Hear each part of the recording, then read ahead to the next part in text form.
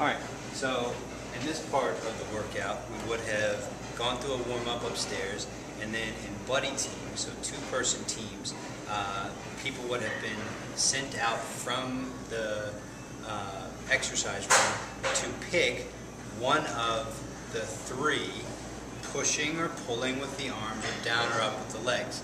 So you just pick an ability of the body, which we know are these basic three, and every machine in all the land will have some kind of either push, pull, or down up the legs. So we picked the basic, just a push. So Elizabeth would come down here with her buddy team on her own, set it at whatever weight she's become comfortable with, so it's the lightest weight on here, and following ease and spiraling ranges of motion, and making sure she ties her breathing to it. This takes a little bit of practice to get good at. She would go through the range on her own. So go ahead. And you'll correct me? So go ahead, start your own thing. Now make sure you add breathing. And think of a spiral range of motion in. Yes, relax your shoulders.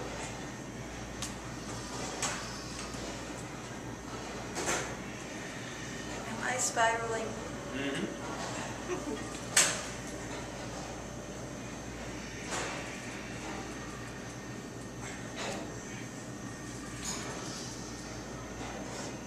So then, at some point, she would switch with her partner, and they would kind of critique each other and things like that.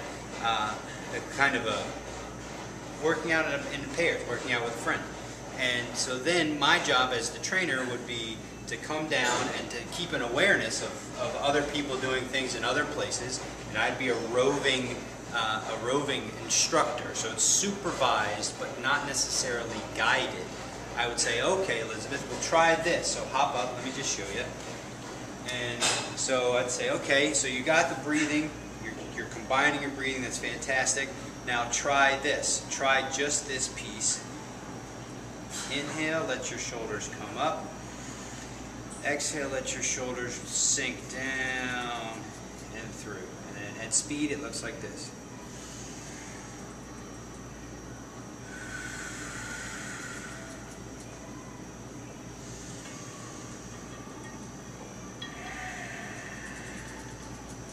Your breathing connects the core. Ease guides your weight selection. And I give you little bits to improve your form. Here's an example of a spiraling range of motion. Yep. She's breathing from her core, and she's moving a weight that's the lightest weight, but she's still practicing all four of the principles. So all four things are being practiced. So everything she just did on the chest, or the push exercise, now she's doing on the pull exercise. And in every gym across the land, they'll have some kind of push, some kind of pull exercise from your body, from your muscles. So we put tension on your chest and we put tension on your back during the two exercises over there. So what we're going to use this row machine for is how to release that tension through an exercise. It's just remarkably pleasant. It is. It surprises me. So it's just an It's example. dreamy. Yeah, it's an example of how the weight machines, when properly understood, can be used as a real asset to people, even people who have limitations. And one of the things you said before was that ease also meant lack of fear. Can you talk about that a little bit? Yeah. Just real quick. I'm actually running out of battery. Oh, well, I will just say that it is true that being fearful of the machines makes it much more difficult, whereas ease, like in this, yeah, just also I can feel the fear of the process just sort of dissipate, float away. Yep. And because of that, then I would come back. Yeah. You don't return to something you're afraid of. Yeah, You exactly. stay away from it. Exactly. All right, so the last part of the workout is basically after everybody went out and went through their ranges, you just come back up here and we'd go through some of the things that we had done, talking about how to improve technique, how to improve the practice of relaxing and the practice of using the machines as real opportunities for practicing the four principles, and the weight, how it's just not as important as just working on the range. So we kind of go through that, and then at the end, what's kind of going on right now, we'd come back to just a position of relaxation. I know you've talked about this idea with your friends, and one of the things that I think is really important is the idea that the principles empower the practitioner. Mm-hmm. And can you describe some of the things that some of the people you talk to about your exercise and all the experiences you've had with exercise, some of the concerns those people have or fears that they have about coming to the gym?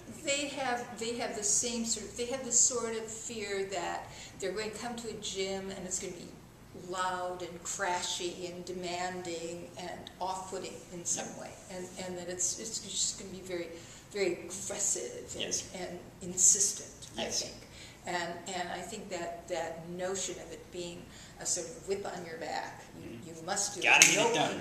No pain, no gain. Aren't you sweating enough? Why aren't you sore?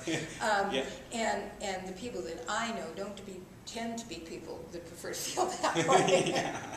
But they are very interested in the idea of improving the range of motion, of staying, particularly people my own age that I know at the cathedral, who really would like to have good posture and some stamina. Yeah. I think this loss of stamina at a certain point, which is something we haven't talked about, but which was one of the things that propelled me into the gym, was to try to increase my stamina.